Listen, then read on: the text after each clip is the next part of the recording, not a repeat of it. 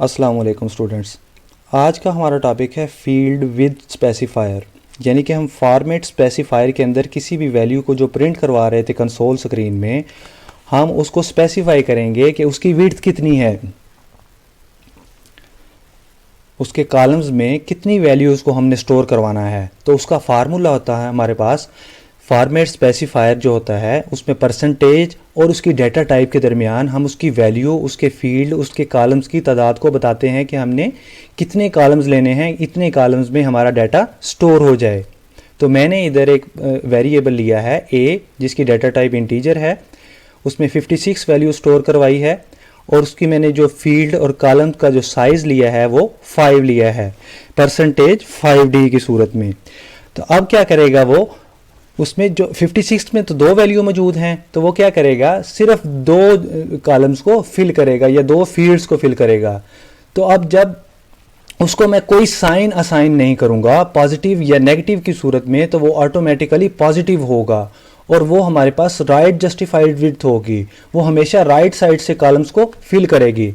अगर मैं उसको माइनस की सूरत में वैल्यू असाइन करवा दूंगा तो वो सारी की सारी वैल्यूज क्या है, मेरे पास लेफ्ट साइड से इंसर्ट करवा रहा होगा, जिस तरह आपके पास स्क्रीन पे शो हो रहा है कि मैंने राइट जस्टिफाइड की सूरत में सिर्फ उसको प्लस दिया है। अब उसमें क्या है, 5 कॉलम है, हर कॉलम के अंदर अंदर अंदर एक वैल्यू स्टोर होगी। एक वैल्यू मीन एक करैक्टर हो सकता है, एक लेटर हो सकता है, या एक आपका ऑपरेटर, या जिसे हम साइन भी बोलते हैं, पॉजिटिव, नेगेटिव, स्टेरिक। तो हर फील्ड के अंदर एक ही चीज़ स्टोर होगी। अगर मैं इधर एक ही वैल्यू जो है वो -56 कर देता, तो जो थर्ड कॉलम मेरे पास खाली बचा है, सेकंड खाली बचा है, फर्स्ट खाली बचा है, उसमें जो थर्ड कॉलम था राइट जस्टिफाइड की सूरत में माइनस वैल्यू थर्ड कॉलम में इंसर्ट हो जाएगी, जबकि लेफ्ट जस्टिफाइड की सूरत में फर्स्ट कॉलम के अंदर माइनस आ जाएगा, सेकंड में 5 वैल्यू जो है वो इंसर्ट हो जाएगी और थर्ड के अंदर क्या है, 6 वैल्यू इंसर्ट हो जाएगी।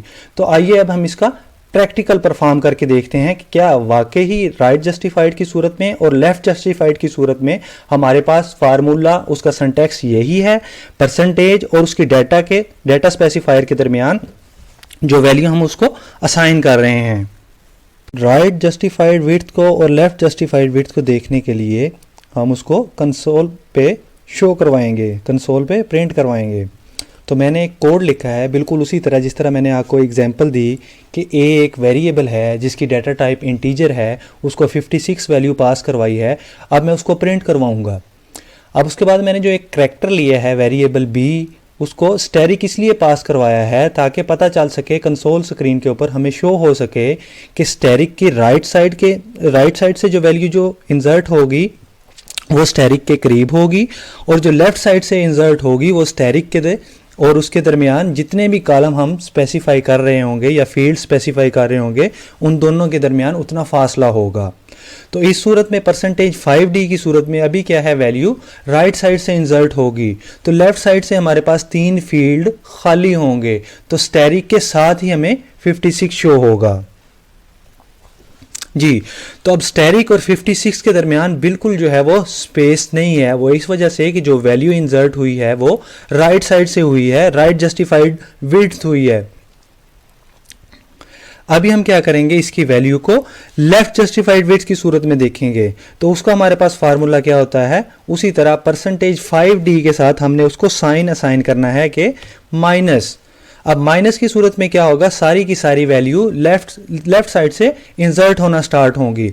अब स्टैरिक के दरमियान और 56 के दरमियान 3 फील्ड्स का गैप होगा, यानी कि 3 कैरेक्टर्स का गैप होगा। अभी हम इसको रन करके या कंपाइल करके रिजल्ट इसका कंसोल स्क्रीन पे देखते हैं। तो अब स्टैरिक के और 56 के दरमियान क्या है, 3 कैरेक्टर्स का गैप आ रहा है क्योंकि 3 कॉलम्स या 3 फील्ड हमारे पास खाली बच चुके थे।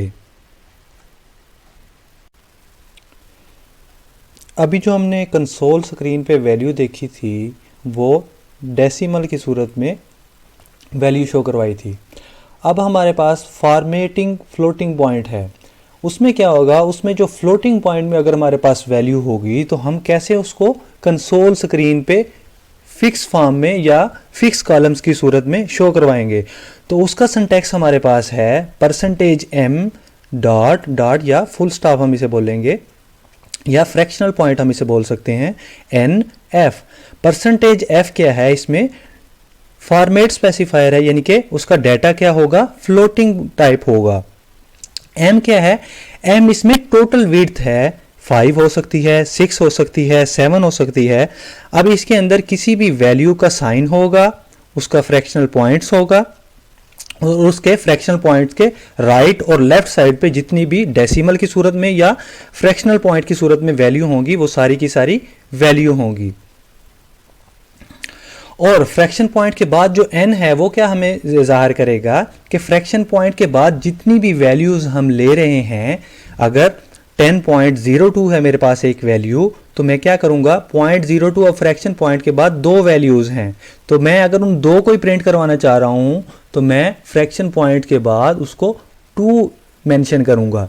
अगर मेरे पास फ्रैक्शन पॉइंट के बाद 6 या 7 वैल्यू हैं, जैसे पाई की वैल्यू होती है 3.1416 समथिंग, तो उसमें मैं सिर्फ दो वैल्यू को फ्रैक्शनल पॉइंट के बाद शो करवाना चाह रहा हूं, तो m में मेरे पास जो टोटल वैल्यू शो करवाना चाह रहा हूं वो मैं इंटीजर की फॉर्म में लिखूंगा, और फ्रैक्शन पॉइंट के बाद n की जो वैल्यू होगी, तो मैं 2 पॉइंट लेना चाह रहा हूं 0.14, तो मैं क्या करूंगा, उसको 2 असाइन कर दूंगा, और उसके बाद f उसका फॉर्मेट स्पेसिफायर यानी कि फ्लोटिंग पॉइंट में मैंने उसको वैल्यू असाइन करनी है।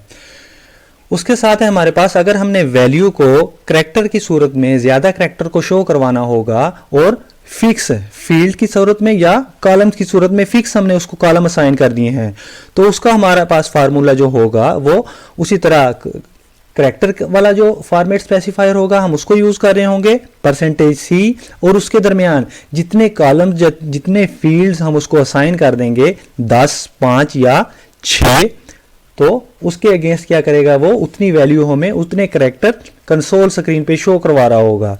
तो अब हम फ्लोटिंग पॉइंट की सूरत में उसका प्रैक्टिकल परफॉर्म करके देखते हैं कि क्या वाकई ही वो फ्रैक्शन पॉइंट के बाद और डेसिमल पॉइंट की सूरत में हमें उतनी ही वैल्यू शो करवा रहा है जितनी हम उसको असाइन करवाएंगे। जी, तो मैंने एक वेरिएबल लिया है वेरिएबल 1 के नाम से, उसकी डाटा टाइप्स क्या है, फ्लोटिंग पॉइंट है वो, उसको वैल्यू मैंने असाइन की है -10.0205। अब उसको मैं प्रिंट करवाना चाह रहा हूँ किस सूरत में, उसके फील्ड या कॉलम को फिक्स करके, उसकी फिक्स लेंथ की सूरत में। तो अब परसेंटेज के बाद जो मैंने 6 यूज़ किया है यहाँ, वो टोटल वैल्यू बताएगा कि जितने मैंने करैक्टर शो करवाने हैं।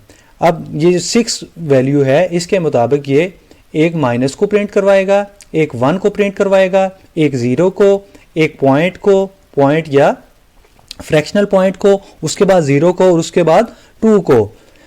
अब डिजिट्स की सूरत में हमारे पास सिर्फ 4 डिजिट हैं, 1, 0 और 0, 2, जबकि बाकी जो फ्रैक्शनल पॉइंट है और साइन है उसको भी ये फील्ड के तौर पे, उसको एक करैक्टर के तौर पे कंसीडर कर रहा है, इसलिए ये -10.02 वैल्यू हमें शो करवाएगा।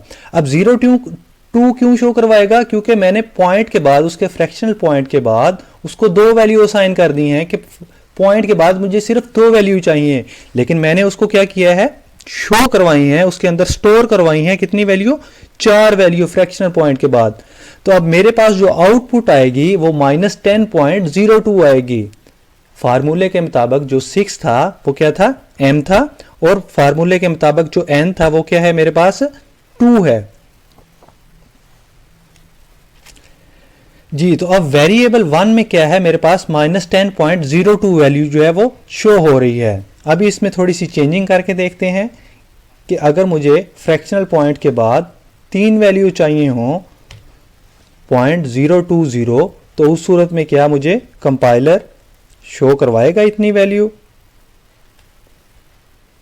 जी, उसने क्या किया है, 0.020 की बजाय अब मुझे 1 वैल्यू असाइन करवा दी है। वो इसलिए कि अगर मेरे पास 0 के बाद फ्रैक्शनल पॉइंट में किसी भी इंटीजर के बाद अगर वैल्यू 5 से अबव हो या 5 हो, तो वो क्या करेगा, ऑटोमेटिकली वो प्रीवियस वाले डिजिट को 1 इंक्रीमेंट कर देगा। तो इसलिए अब उसने मुझे क्या किया है, -10.021 वैल्यू शो करवाई है।